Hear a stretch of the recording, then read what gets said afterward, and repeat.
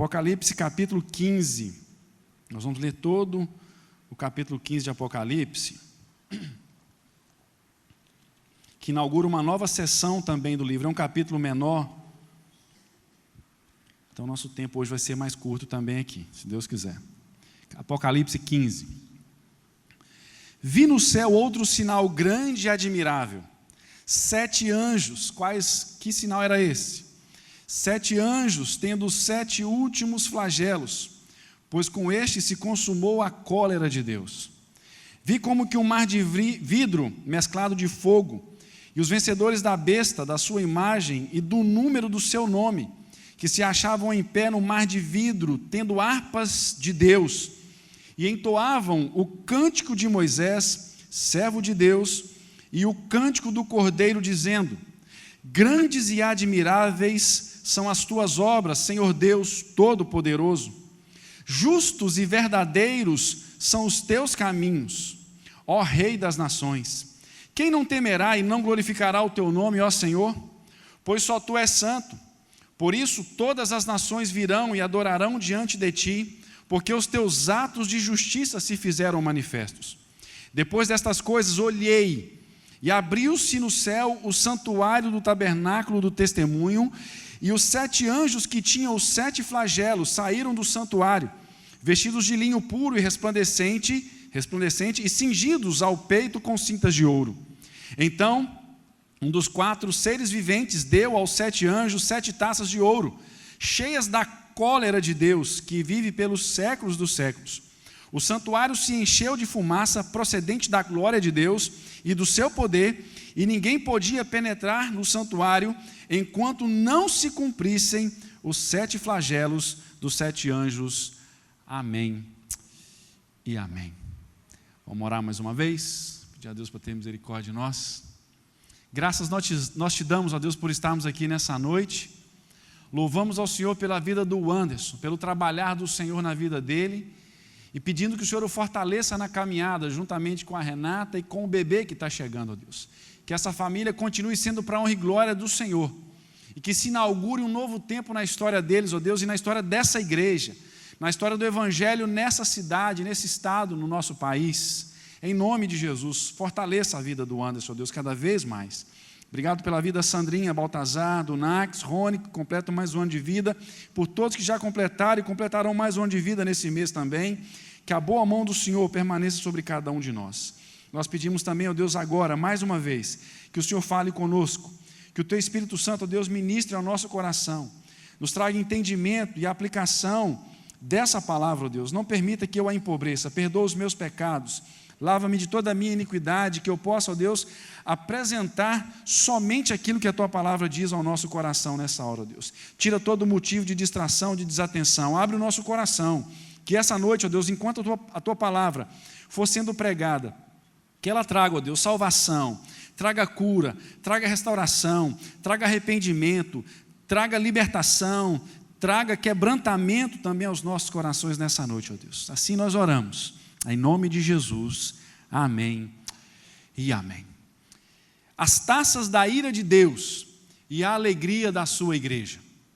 Do capítulo 1 ao capítulo 3, uma breve recapitulação de Apocalipse, nós vemos Jesus Cristo glorificado, e que a partir da pregação da Bíblia, estabelece as igrejas como candeeiros, como luzeiros, para iluminar este mundo de trevas. O mundo está terrível, mas poderia ser muito pior, se não fôssemos eu e você, se não fosse a presença da igreja de Jesus aqui ainda nesse lugar. Do capítulo 4 ao capítulo 7 de Apocalipse, vemos então que Deus governa a história a partir do seu trono, e Ele abre, através do Cordeiro que foi morto e ressuscitou, os selos que representam o desenvolvimento, o descortinar de toda a história. Do capítulo 8 ao capítulo 11 de Apocalipse, nós vimos as trombetas. As trombetas já estão tocando. As catástrofes no mar, nos rios, o desmatamento, o tormento na alma das pessoas, as guerras, tudo isso são as trombetas, são avisos de Deus para um mundo que precisa se arrepender, mas infelizmente muitos não se arrependem. Do capítulo 12 ao capítulo 14, nós vemos então a besta, a serpente, nós vemos o dragão, nós vemos então o conflito entre Cristo e Satanás, e isso vai se intensificando. Nós vimos a besta que emerge do mar, e nós vimos a besta que emerge da terra. A besta que emerge da terra simboliza os poderes, as heresias, as mentiras que chancelam então os poderios, todos os poderes, sejam eles políticos, sejam eles financeiros, que tentam ser que são contrários a Deus. E aqui nós vimos chegamos em mais uma divisão do livro de Apocalipse, que são os capítulos 15 e 16, que falam das taças da ira de Deus, os flagelos, que serão derramados sobre aqueles que também não se arrependeram com o toque das trombetas. Deus derrama também, da primeira vinda de Jesus até a segunda vinda de Jesus, a qual nós aguardamos e sabemos que está muito próxima. Deus vai derramando suas trombetas, vai tocando as trombetas, mas vai também intensificando o juízo, derramando então as taças da sua ira sobre aqueles que não se arrependem, não creem no Evangelho, não abraçam a Jesus Cristo. E mediante o derramar dessas taças de ira de Deus, não tem mais tempo de salvação. Nós entendemos também que essas taças, elas estão muito próximas. Nós vamos ver na semana que vem, no capítulo 16, quais são essas taças da ira de Deus, mas elas estão imediatamente muito próximas à segunda vinda de Jesus Cristo. E é interessante nós notarmos aqui que o versículo 1 nos mostra que quem vai derramar essas 7 taças são 7 anjos. Os anjos que executam o juízo de Deus. E o número 7 representa a perfeição, representa a completude, mostrando que o juízo de Deus, que a ira de Deus é uma coisa perfeita. Não é uma coisa errada como a minha ira, como a sua ira. É uma coisa perfeita. E no versículo 2, nós vemos aí então que João começa dizendo que ele viu como que um mar de vidro. E do versículo 2 ao versículo 4, João tem uma visão aqui. Lembre-se que João estava na ilha de Patmos, exilado por volta do ano 96 da nossa era, depois de Cristo. Domiciano era o imperador. Ele, num dia de domingo, começa a ter essas visões. Então aqui, nessa altura do livro de Apocalipse, João também tem uma visão então da igreja glorificada. João vê uma grande multidão, da qual eu e você, se temos a Jesus como Senhor e como Salvador das nossas vidas, João também nos viu. João viu o Délio, João viu a Dona Vera, João viu o Beto, João viu a Agisa, João viu a Liane, João viu a cada um de nós, João viu a Cibele, João viu a Ramar, João viu o Luciano, a Indy, o Anderson. João nos viu, e ele via que nós cantávamos o cântico de Moisés, o cântico da vitória de Moisés. Ele tem essa visão da igreja já glorificada. E aqui, essa igreja glorificada é dita no versículo 2 que ela venceu a besta. E ela está cantando de alegria porque venceu a besta que emerge do mar, que são todos os poderes contrários a Deus, e a besta que emerge da terra, toda a filosofia errada que tenta nos afastar de Deus, toda a heresia que esconde a verdade da palavra de Deus. Nós vencemos tudo isso, e é por isso que nós cantamos de alegria. Nós estamos cantando um novo cântico aqui, porque nós vencemos a besta. É essa visão que o apóstolo João tem aqui do versículo 2 ao versículo 4. E é por isso que essa multidão canta, e canta de alegria. Cantar é bom. Cantar, quem canta, né, os males espanta. Quantos são os cultos, meus irmãos, que nós chegamos aqui arrebentados, cansados, mas quando nós começamos a cantar, digno é o Cordeiro que foi morto, santo, santo ele é, como isso invade a nossa alma, como isso toma o nosso coração. Gente, um show de música boa é uma coisa muito boa mesmo, eu admito. Sábado passado, exclusivamente, algumas pessoas me mandaram umas mensagens perguntando sobre o show do Legião Urbana. Eu não iria, porque Legião Urbana sem Renato Russo não é a mesma coisa, né? Mas perguntaram o que eu achava de ir no show, se era pecado. Eu falei assim, é pecado se você não comprar e pagar meu ingresso, não me levar. Não é brincadeira, né, gente? Isso é brincadeira, lógico. Mas eu só estou querendo ilustrar o seguinte: a galera foi e gostou, porque é bom. Gente que faz uma música boa, uma música legal, uma música curiosa, uma música interessante, instrumento bom, é joia. A música é algo que mexe com a gente, é algo que praticamente traz um pedaço da grandeza do trono de Deus para o nosso coração. É por isso que se diz que lá na glória celestial o povo vai cantar, e aqui nós vemos realmente a igreja cantando de alegria. E é assim que nós temos que enfrentar todas as taças da ira de Deus, presenciar o derramar das taças da ira de Deus sobre os ímpios. Nós não seremos atingidos sobre a ira de Deus, porque o Cordeiro de Deus já suportou a ira de Deus a meu respeito e a seu respeito, porque nós cremos, nós somos justificados em Cristo Jesus. E esse capítulo, então, a gente nos dá pelo menos 3 razões pelas quais nós podemos nos alegrar, nós podemos cantar diante de Deus. Em primeiro lugar, nós nos alegramos, mesmo em meio ao apocalipse que se aproxima, que vivemos, já experimentamos, e ao final de todas as coisas, nós podemos cantar, nós podemos nos alegrar diante de Deus em primeiro lugar, porque tudo que Deus faz é perfeito. O versículo 3 mostra isso para nós, o cântico aí, que é uma referência. Lembram-se que quando o povo atravessa o Mar Vermelho, que eles saem, e Faraó com seu exército entra no Mar Vermelho, e o Mar Vermelho então fecha sobre Faraó, e não sobra ninguém para contar a história, a não ser o povo de Deus. Moisés celebra um cântico lá em Êxodo 15. Aqui mostrando então, que esse povo cantava, que nós vivemos a mesma coisa.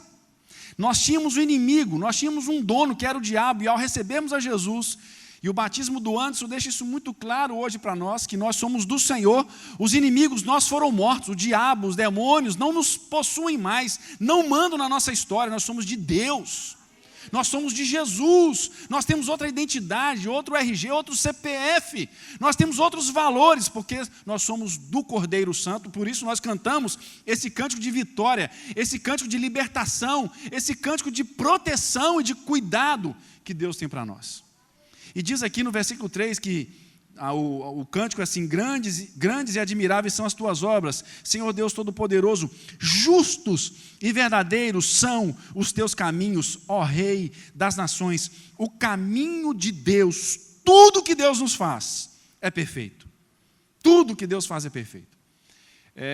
Foi até criada uma história, uma ilustração de um rei, algo que ilustra isso aqui, a perfeição de Deus, da vontade, da bondade de Deus, mas um rei que não cria na bondade e na perfeição de Deus. Mas ele tinha um assessor que cria em Deus e sempre falava para ele que Deus era bom. E esse homem andava direto com esse rei. E um dia, esse rei saiu para caçar, e esse assessor foi junto, e lá na caçada esse rei vinha perder o dedo, um dos dedos. E então esse rei fica nervoso com esse homem e falou assim: você falou que Deus não é bom nada. Se Deus fosse bom, eu não perderia o meu dedo. E prendeu então aquele homem. E o rei então é recuperado, passa então o tempo, e depois de um tempo ele sai para caçar novamente num lugar mais distante. Alguns já ouviram essa história, e ele então é tomado por índios canibais, que ofereciam sacrifícios humanos aos deuses dele lá.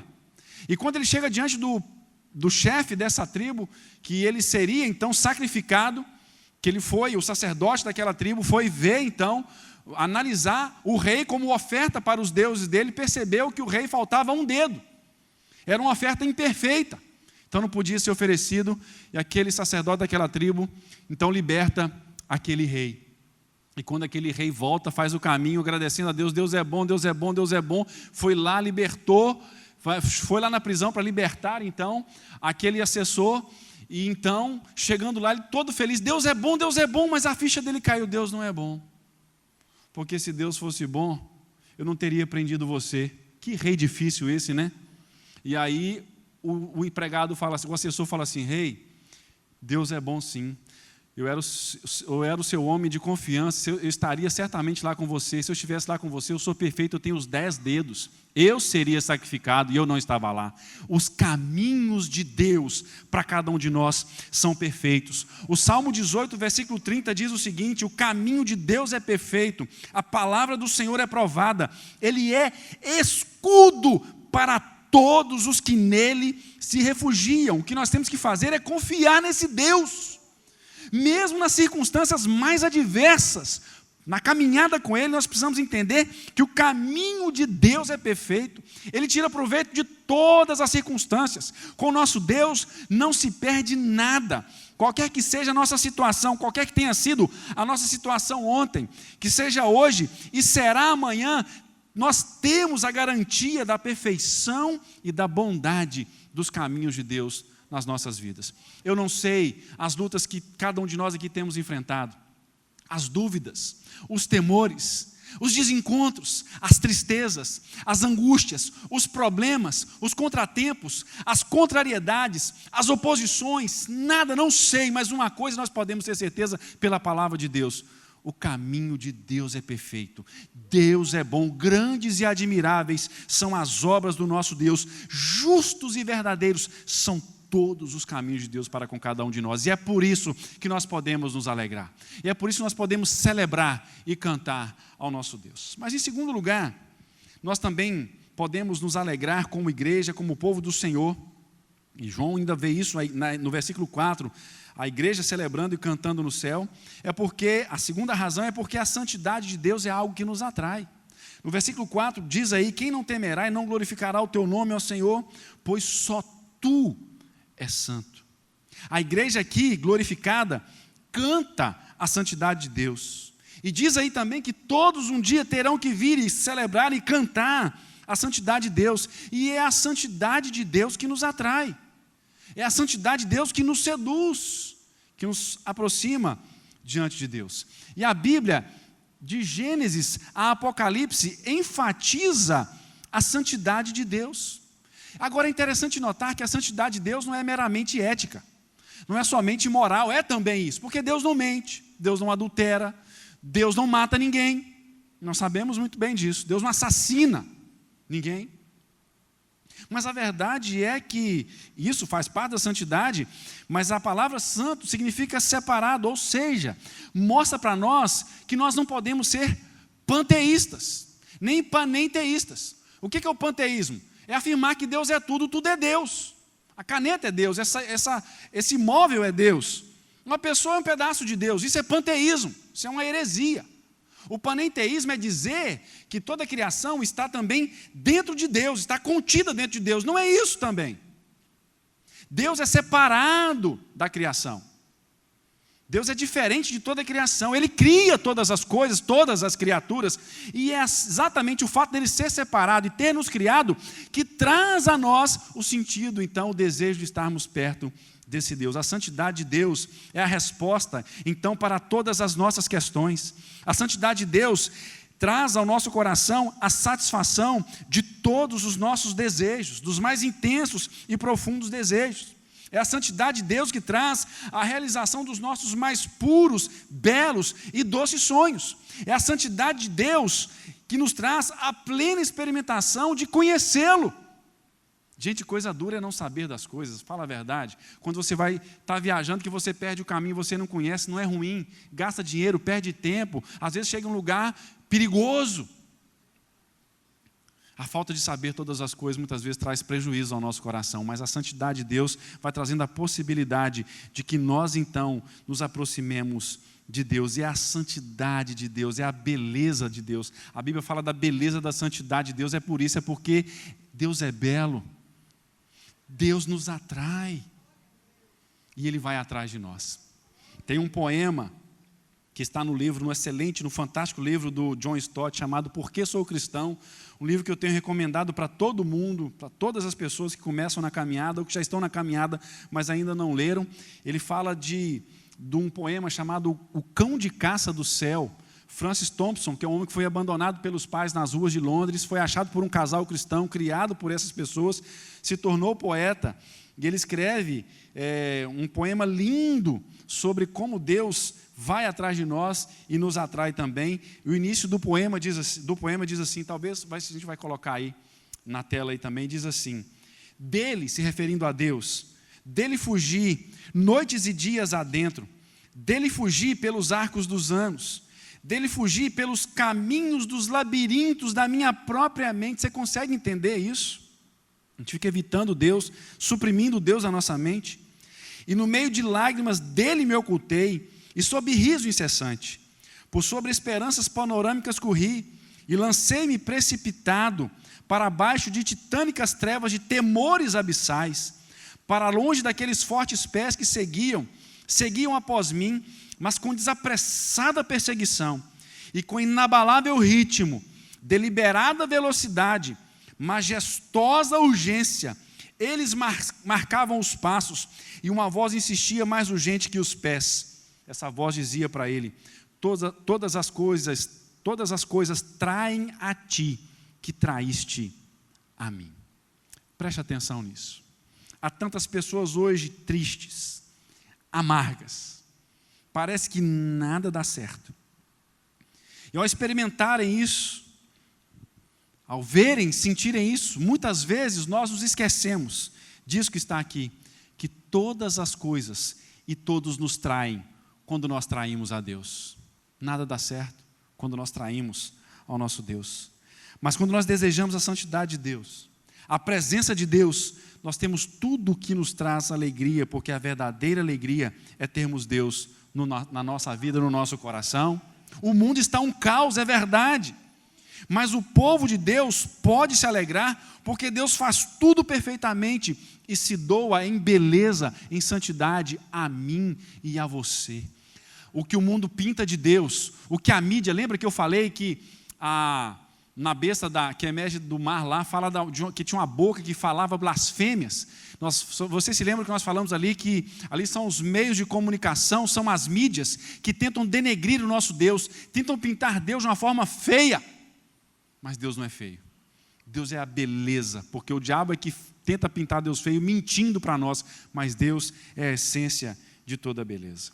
Terceiro e último lugar, terceira razão que nós temos como igreja também para nos alegrar, a primeira delas é porque Deus faz tudo perfeitamente na nossa vida, ontem, hoje, amanhã e eternamente, porque também a santidade de Deus vai nos atraindo para Ele. A terceira razão que temos para nos alegrar, mesmo Deus estando preparado e já derramando as taças da sua ira sobre aqueles que não confessam a Jesus como Salvador e como Senhor das suas vidas, é também a ira de Deus.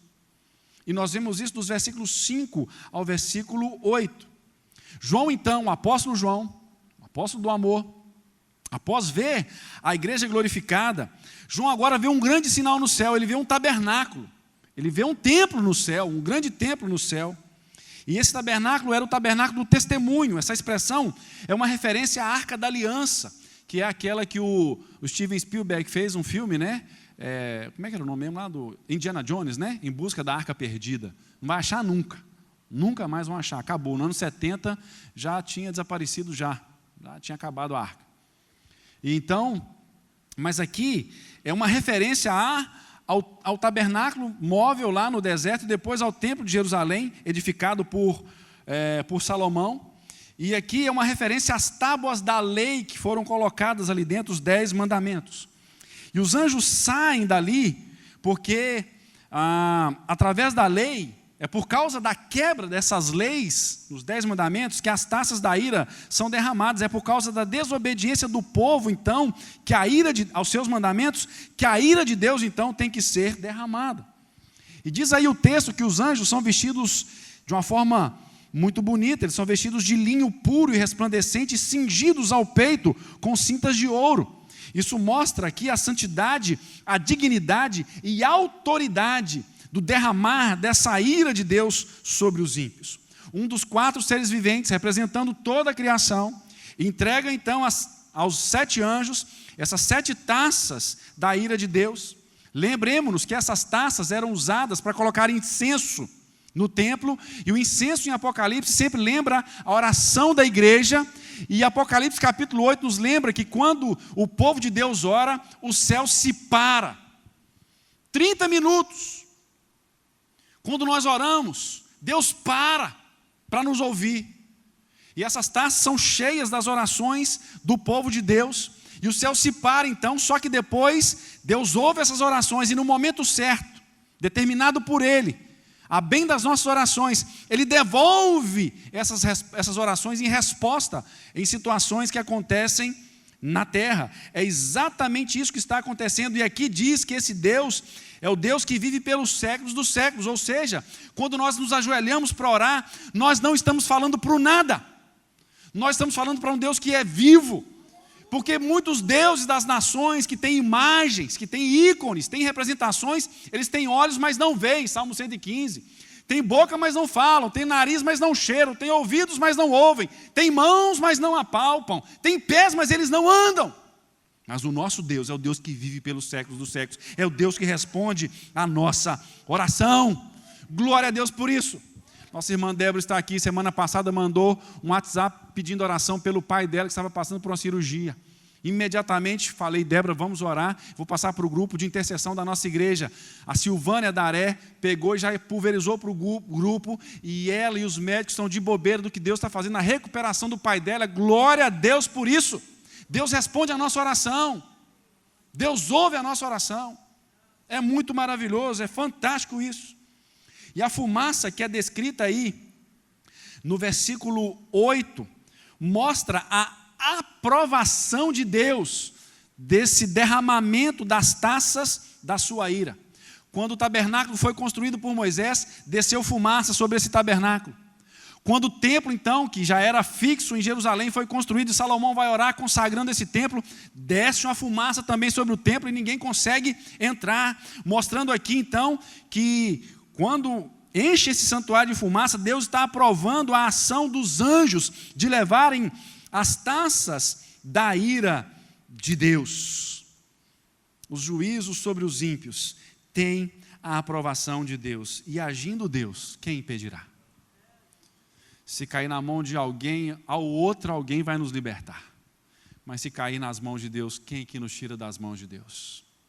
Quem pode nos tirar das mãos do Senhor? Mas a pergunta então volta. Em que sentido a ira de Deus pode alegrar a sua igreja?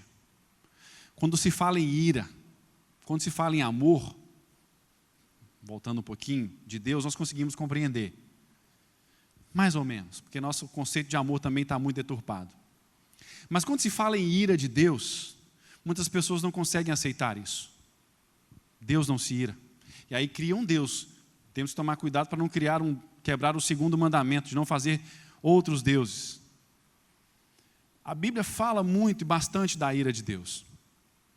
Mas só que o que nós temos que entender é que a ira de Deus não é igual a minha e a sua, não. Essa ira descontrolada que está dentro de casa, pá, joga as coisas, quebra, briga, xinga palavrão. Deus é assim não, rapaz. A ira de Deus é diferente da nossa, não é irracional e passional como a nossa. A ira de Deus é perfeita, é justa. A ira de Deus é certa, é sábia. A ira de Deus é inteligente. A ira de Deus é a sua ação santa para a reversão da injustiça. Isso é a ira de Deus. A ira de Deus é a sua ação para a implantação definitiva da justiça. Um lugar onde não tem justiça, não tem alegria. Às vezes nós caímos nas mãos do nosso Estado. Caímos nas leis do Estado que às vezes são injustas. Quebrar a lei é ruim.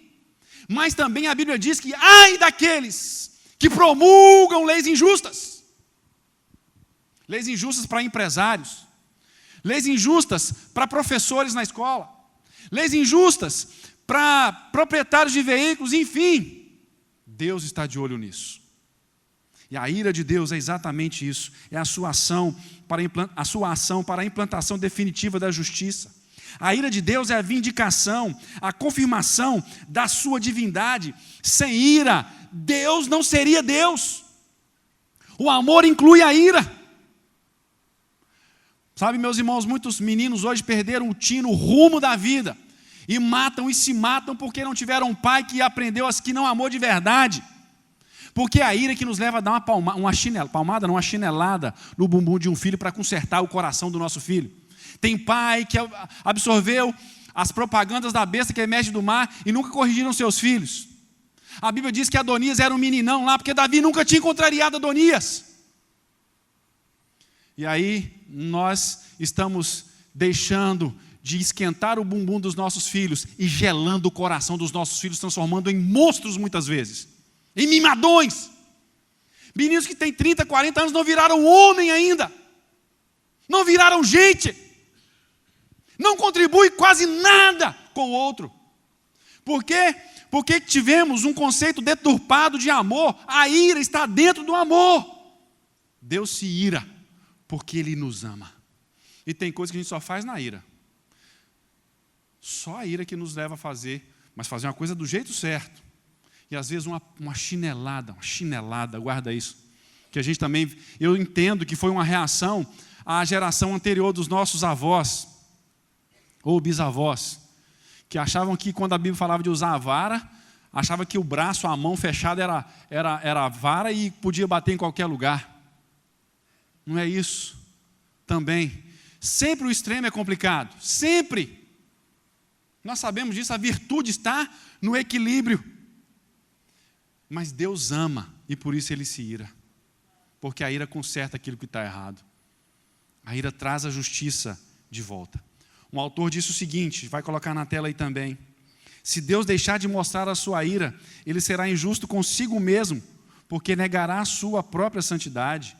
E com os homens, será injusto com os homens também, porque não dará aos homens o que eles merecem. Se Deus deixar de mostrar a sua ira, Ele mostrará falta de caráter moral, porque a indiferença com o pecado é uma falta moral. Como poderia Deus, que é a soma de todas as excelências, olhar com igual satisfação o bem e o mal, o certo e o errado, a sabedoria e a loucura? Um comentáriozinho me lembrei aqui, na hora que preparava não lembrei disso não, mas eu lembrei que agora aqui, que se Deus mostrar falta de... porque a indiferença com o pecado é uma falta moral. Meus irmãos, eu desfilei no 7 de setembro uma vez só. Uma vez. Meu primeiro ano. E assim, em casa eu era Tero. Aí fui para a escola e descobri que eu era Martim. Eu falei assim, rapaz, eu não sabia que eu chamava Martim, não, ó. Não sabia. Aí, tanto que os colegas meus, se chegar na minha cidade, o Martim, pode saber, é colega de escola. Do primário principalmente. Mas o primeiro 7 de setembro, me colocaram um vestido, uma roupa de advogado, já não gostei, que me botaram uma bata, né, para desfilar. Minha mãe foi lá, pegou emprestado para a dona Ilda e tal, que era de um colega lá do Lele e tal, colocou aquela coisa em mim. E aí, meus irmãos, um menino lá começou a me provocar, e me dar um chute lá, eu peguei, dei uns empurrão no menino, a professora me viu, me falou assim, você não pode fazer isso, menino. Brigou comigo pra caramba, brigou comigo um montão.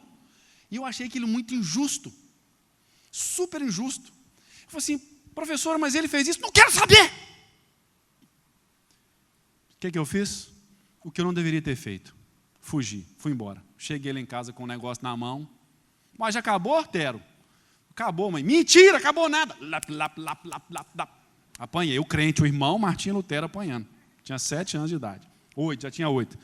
Eu comecei a estudar, eu tinha 7 anos e fiz 8 em maio.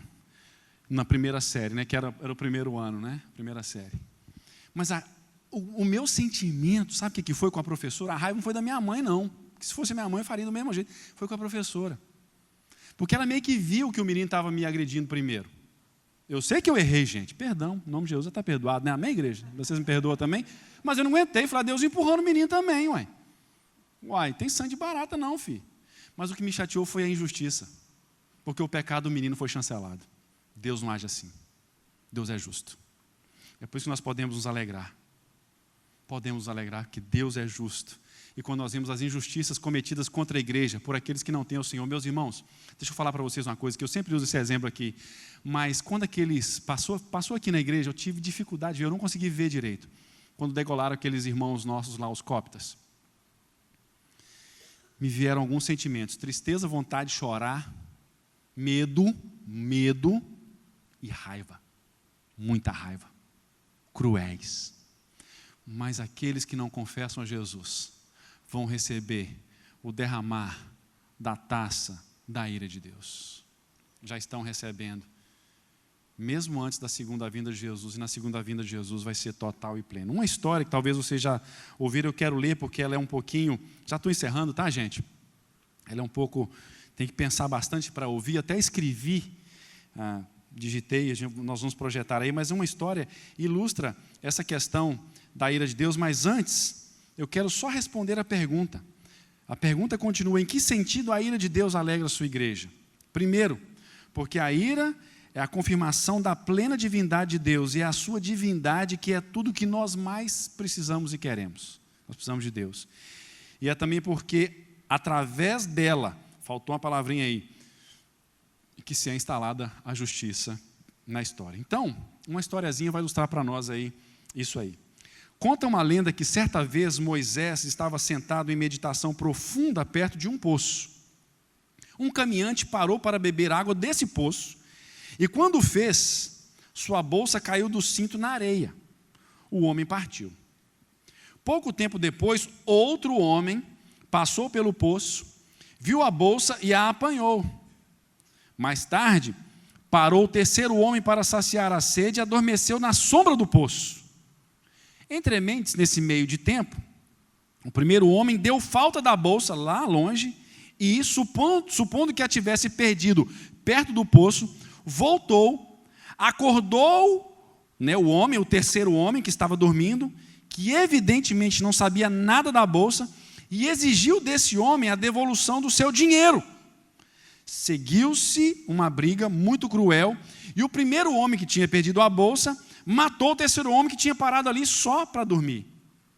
Ao que Moisés disse a Deus: vê, Senhor, por isso os homens não creem em ti. Há maldade e injustiças demais no mundo, porque o primeiro teve de perder sua bolsa para depois se tornar assassino. Porque o segundo recebeu uma bolsa cheia de ouro sem ter trabalhado por ele. O terceiro, então, era completamente inocente. Por que foi morto? E Deus então respondeu: uma vez e só uma vez vou lhe dar uma explicação. Não posso fazer isso todas as vezes. Lembre-se que isso é uma lenda, é um pensamento para a gente tentar entender um pouquinho a justiça do nosso Deus.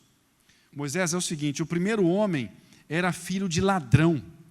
A bolsa que ele deixou ali continha dinheiro roubado por seu pai do segundo homem, que, achando a bolsa, imaginou que era dele por direito. O terceiro era um assassino cujo crime nunca tinha sido revelado e que recebeu do primeiro homem o castigo merecido.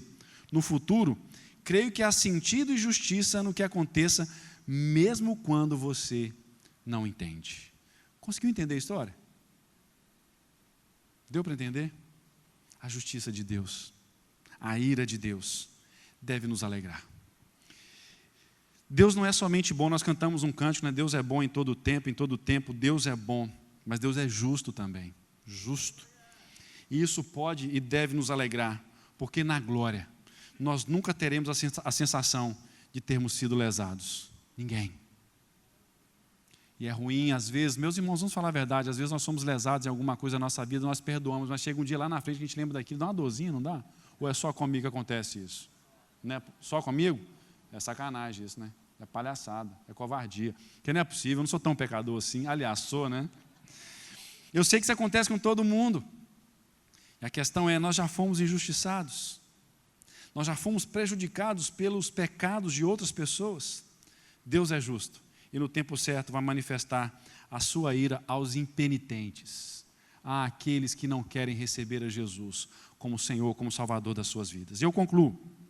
Sabe, gente, Deus nos leva a sério, ainda que a seriedade de Deus não é uma coisa obtusa, né? Não é uma coisa pesada. Deus leva toda a sua criação a sério. Tanto que quando diz lá em João 3,16 que Deus amou o mundo, Ele amou o cosmos. Já expliquei isso aqui. Deus não amou só quem está lá na boate, na balada, nas coisas erradas. Deus amou todo o cosmos, toda a criação.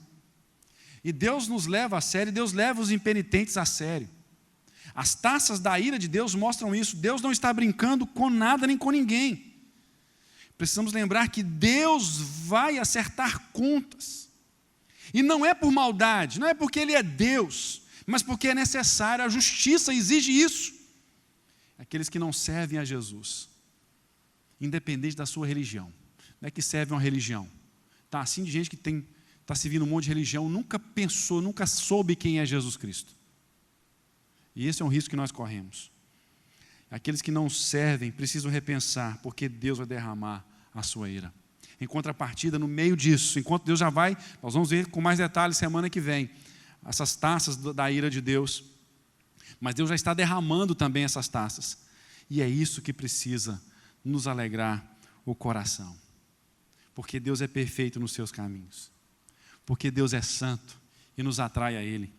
E também porque Ele vai derramando a sua ira no tempo certo sobre aqueles que prejudicam o seu povo, sobre aqueles que são contrários a eles. Nós não estamos sozinhos, abandonados, deixados à mercê do mal, do pecado, do diabo, da serpente, do dragão, das bestas, do anticristo. Não.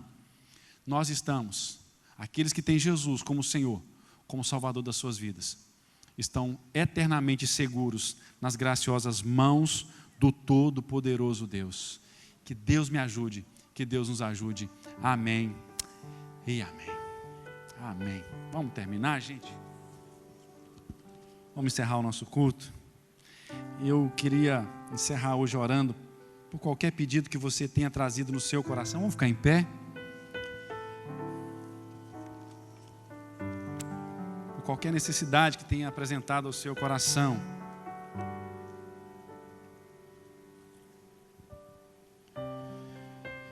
E nós queremos nessa hora orar por aqueles que vieram aqui nessa noite, quem sabe nem sabiam que tinha o estudo de Apocalipse, mas de repente vieram assim: poxa, eu queria ir na igreja hoje, queria que Deus me ouvisse. Deus vai te ouvir. Então, se tem algum pedido de oração, alguma coisa que precisa ser... Rapaz, o negócio está ficando legal, hein? Só me dá um...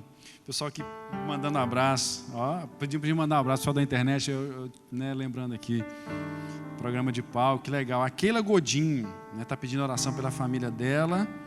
Estão passando um momento de tribulação, nós vamos orar pela Keila e mandar um abraço para ela, para Bebel, Lucila, todo mundo que tem nos assistido. A mãe da Yasmine também, que tem nos assistido. Que Deus conforte o coração dela também, está passando um momento difícil. Nós vamos orar pelo pessoal que está em casa e orar por aqueles que estão aqui que tem uma coisa que precisa de oração. Eu quero orar também, gente, sabe para quê? Para a gente pedir a Deus um pouquinho mais de alegria para servir a Jesus. Não é possível, não pode. A mais ali de Guarapari não pode ser mais legal que a igreja, não pode.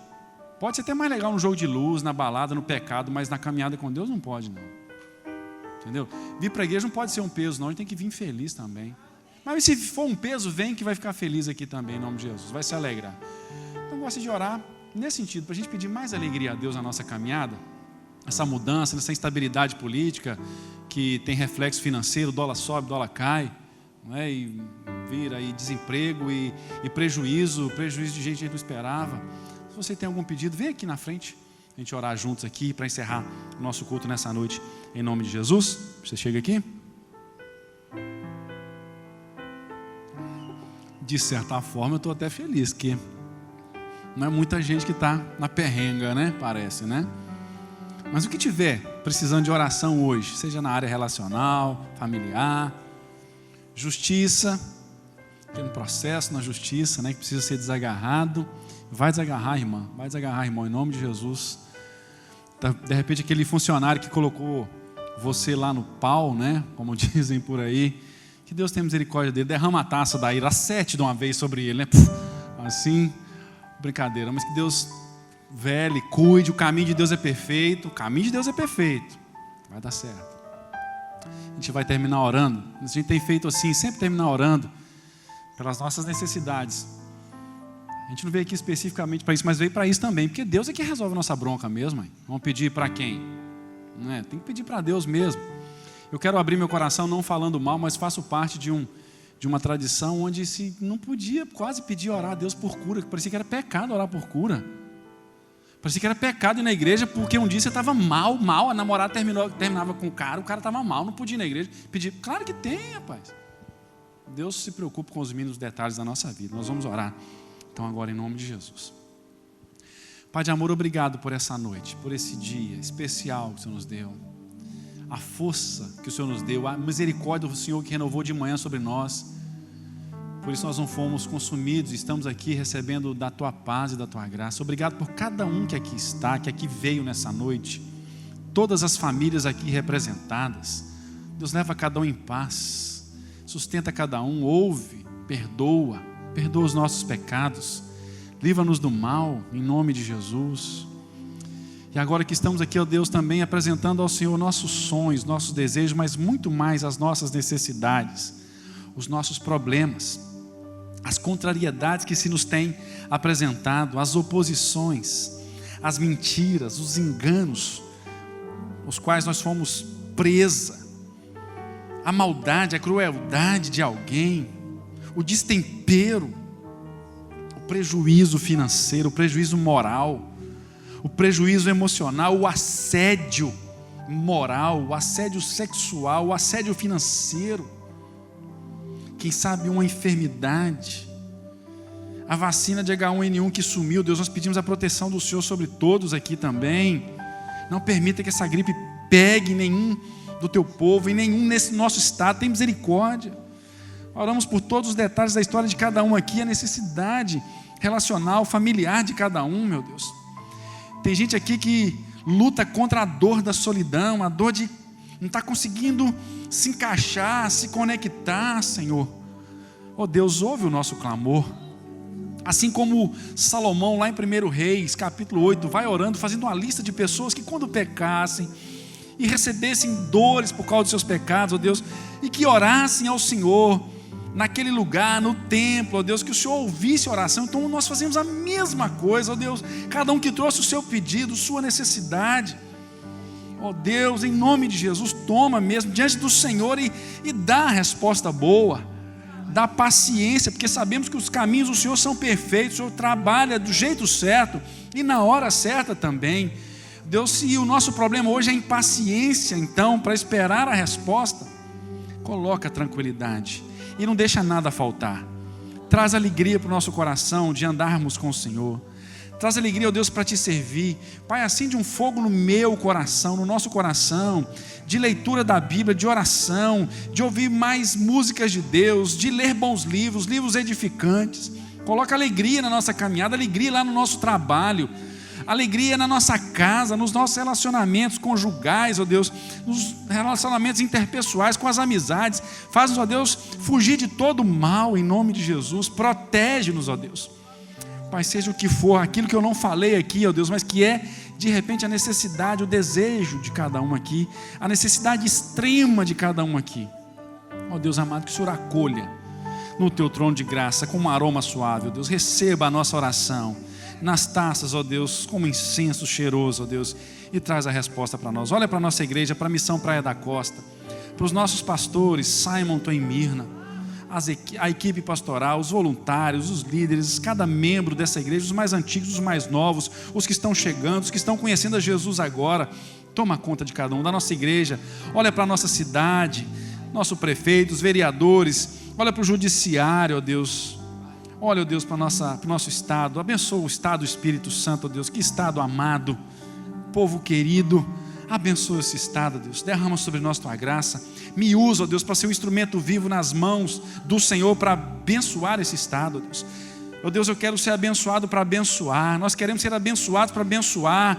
Abençoa os empresários aqui, ó Deus, que não só dependem da empresa para o seu sustento, mas também dependem da empresa para sustentar outras famílias. Ó Deus, nos dá leis mais justas do nosso governo para esses empresários, microempresários, enfim, para todo trabalhador. Olha para nós.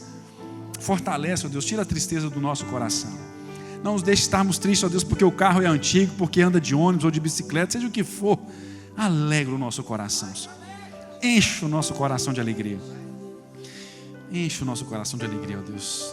Essa é a nossa oração nessa noite, em nome de Jesus e para a glória de Jesus. Amém.